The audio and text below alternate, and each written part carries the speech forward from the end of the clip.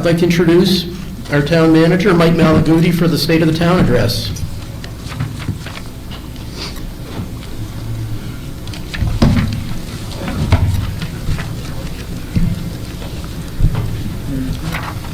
Mr. Moderator, members of the Town Council, Budget Committee, other elected officials, Londonderry citizens. I stood before you 1 year ago, uncertain whether my first State of the Town address would also be my last. I had been town manager for just over a year, having taken office after a decade of relative stability, when there was little turnover on the Town Council, at the department head level, and for all of that time under a single town manager. It's no secret that some of the changes I quickly made have led to controversy and debate. But after another difficult and bruising year, living with the consequences of these decisions, the tide of transition from one administration to another is finally receding. The disruption that always accompanies organizational change has failed to distract us from completing the town's turn in an exciting new direction, even as some in our community attempted to capitalize upon this disruption to serve their own agendas. The successes of the past year would be striking if they had occurred under normal circumstances. Let no one forget that the past year was anything but, and each of our collective achievements were hard-fought and seized from the grip of adversity. We find ourselves in a pitched battle for the soul of our community, and it's not a battle of our choosing. I'm not talking about left and right. A small group with its own agenda wants every Londonderry resident to believe that town government and the public servants who comprise it are lazy, corrupt, and incompetent. And they feel the same way about the Londonderry School District. What is happening in Londonderry is no different than what is happening in so many other communities across the country. The healthy suspicion Americans have always had of their government has coarsened into something uglier. These are the loudest voices in the room, but they are not representative of our community. The Londonderry they describe is foreign to most of us. This morning, I want to talk about the soul of Londonderry as I see it. In my job, I am fortunate to see it every day. I saw it when current and former employees and residents came together to grieve and remember beloved employee Libby Canuel, who served Londonderry for 40 years and who we lost in October. I saw the same thing in the wake of other tragedies, with town and school district officials rallying to support our children and help our community grieve and heal.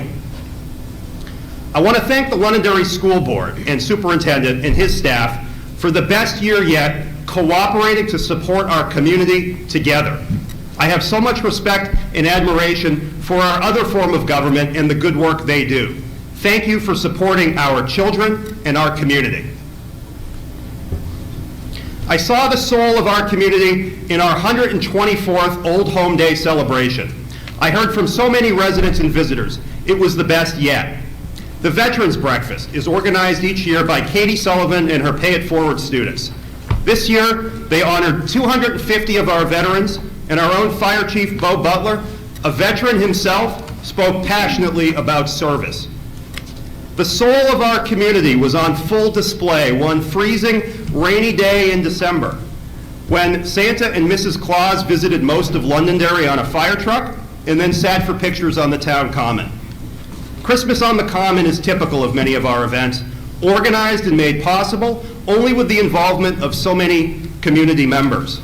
This event involved Fay Sell and the Londonderry Rotary Club, the Police Department, Fire Department, DPW Department, Recreation Department, Town Manager Department, Planning Department, our Alert Team, and of course, Santa and Mrs. Claus, former Fire Chief Al Seidbeck, and Town Clerk Sherry Farrell. Our public safety departments embody the soul of our community. From LFD's Battalion 3 extricating the pilot of a downed plane, to Sergeant Halleck and Officers Slack and McDonald peacefully resolving a call in which a subject resisted officers and threatened someone with a firearm, to DPW drivers working 24 hours straight to keep the roads clear. They go above and beyond every day, and they don't stop with public safety, participating in community events like the Veterans Breakfast Senior Expo, and helping the school district hang banners along Mammoth Road to celebrate our graduates. I see the soul of our community in my chairman, John Farrell, and I refer to him that way to signify personal admiration and respect. Only John knows whether he will accept another term as chairman of the town council.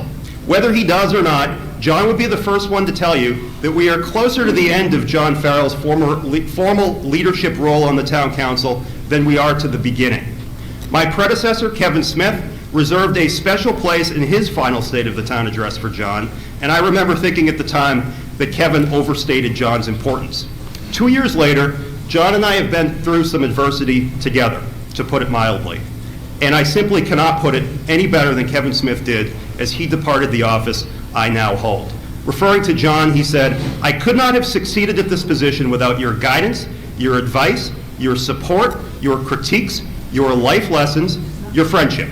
You have been a mentor since day one, and while you weren't always easy to work for, in time I came to learn and even appreciate it was only because you've always had the best interest of the town at heart and demanded excellence in our work product.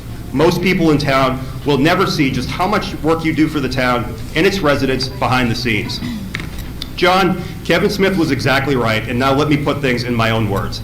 You have treated me like a son, and there is no one I would rather have in my foxhole. Thanks for everything you have given to our community.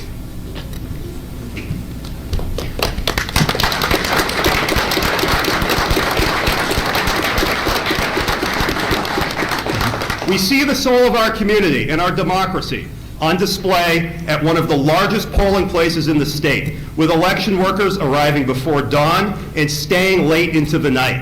This includes our town clerk, deputy town clerk, assistant clerks, the town moderator, town council, supervisors of the checklist, ballot clerks, and others. It includes support from our partners at the Londonderry School District. Our elections are the crown jewel of our democracy, and nobody does it better than Londonderry. What other community is more vibrant? In what other community do such diverse groups of people work together for the common good? The soul of the community is not the events we stage. We find it in our children, seniors, residents, volunteers, and employees. Time and again, when citizens need rescue or protection, it arrives. When we are grieving, we come together, and wherever there are challenges, we rise to meet them. Londonderry leads the way.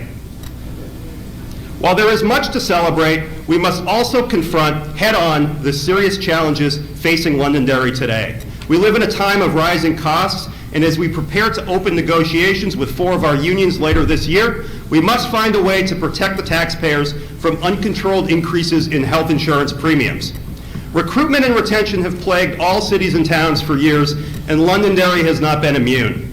While this crisis is finally beginning to ease, we must remain competitive and creative in our efforts to maintain the high quality of our workforce. Over the past year, we have solved major infrastructure issues that went unresolved for years, including a lack of sewer capacity that was hampering the full build-out of Woodmont Commons. Soon, work will begin to improve traffic flow and safety at the intersection of Stonehenge Road and Route 28, one of the worst intersections in town. In the coming years, we will need to widen Pettingill Road, and we have a plan to do it. It is tempting, after we have made major investments in infrastructure, to believe the problem is solved for all time. A year or two of neglect turns into 10 into 20, as the assets we have invested in slowly but steadily deteriorate. We must reject this backward mindset, as it led to the poor state of the DPW facility, Lions Hall, the old Central Fire Station, and some of our schools. Failing to make regular investments in our infrastructure and municipal facilities will only lead to a higher bill later. We cannot claim to be New Hampshire's preeminent community if we bury our head in the sand. Our valuable assets, which are owned by you, the people, will not take care of themselves. Clean, affordable drinking water is a basic human right, yet in Londonderry in 2024, this is a paper guarantee. In each of the last 2 elections, voters have overwhelmingly supported our efforts to expand the availability of clean water across town, and this year, voters will decide whether the time is now to build the foundation of a water system Londonderry's residents and our children and grandchildren deserve. If we kick this can any further down the road, millions of dollars of infrastructure grants that are available today will be awarded to others, setting our efforts back decades. Other challenges facing Londonderry are more controversial, but you know me by now. You can say a lot about me, and many do say a lot about me, but I've never been accused of shying away from difficult topics or difficult decisions. There has been a lot of discussion recently about the complaint I levied a year ago against Deb Paul, who publishes the Londonderry Times and who served on the town council for 3 years. This topic was newsworthy. So too is it newsworthy when those who report on the news also make the news. Answering whether journalists should engage in political activity, the Society for Professional Journalists says, no, don't do it, don't get involved, don't contribute money, don't work in a campaign, don't lobby, and especially don't run for office yourself. The publisher of the Londonderry Times has broken many of these rules, running for and sitting in political office, attending and participating in meetings of a local partisan political organization, quoting herself in her newspaper, and engaging in outbursts from the gallery during town council meetings.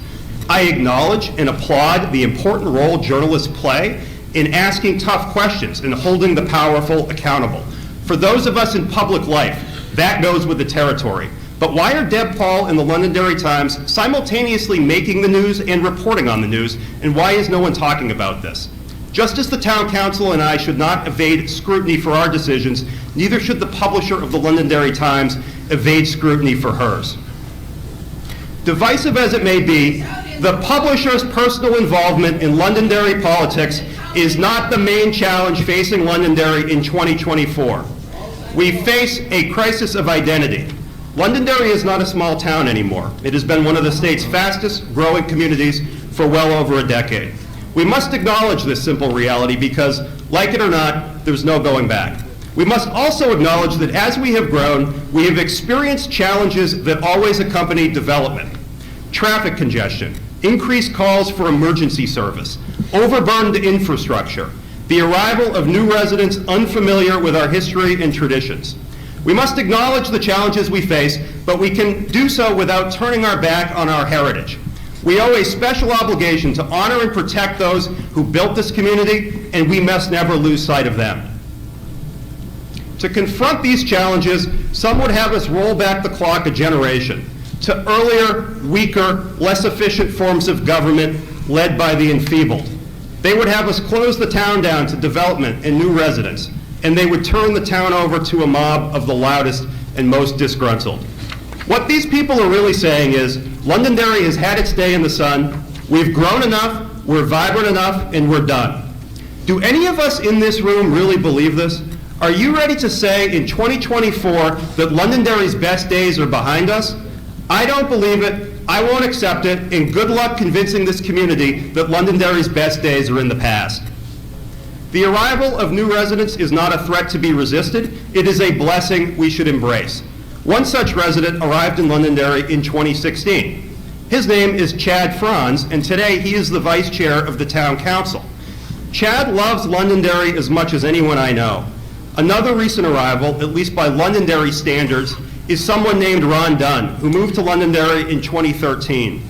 Like Vice Chairman Franz, he was elected by popular vote to represent Londonderry on the town council and also serves as one of our representatives in Concord. While Vice Chairman Franz and Councilor Dunn have brought their own valuable life experience to their roles, they are some of Londonderry's strongest champions. We should celebrate that people want to move here, and we should be ready to welcome new arrivals into our civic life. If history is any guide, it will pay us dividends. For almost 30 years, Londonderry has benefited beyond measure from a modern, efficient form of government defined by the town charter. We were one of the first communities in New Hampshire to get it right, and almost none of our abundant successes would have been possible had we clung to the customs of the past. We have all the tools we need to confront the many challenges we face without turning on each other and retreating into the past. We have all the tools we need to confront these challenges, but we can only do so together. Mr. Moderator, the state of the town is as strong as the soul of our people. We support Deb Paul. So, my fellow citizens, After another difficult year tacking against the wind, let us open our sails to the following breeze that is finally gathering. Londonderry's best days lie ahead, and it continues to be the privilege of a lifetime to walk with you in that direction.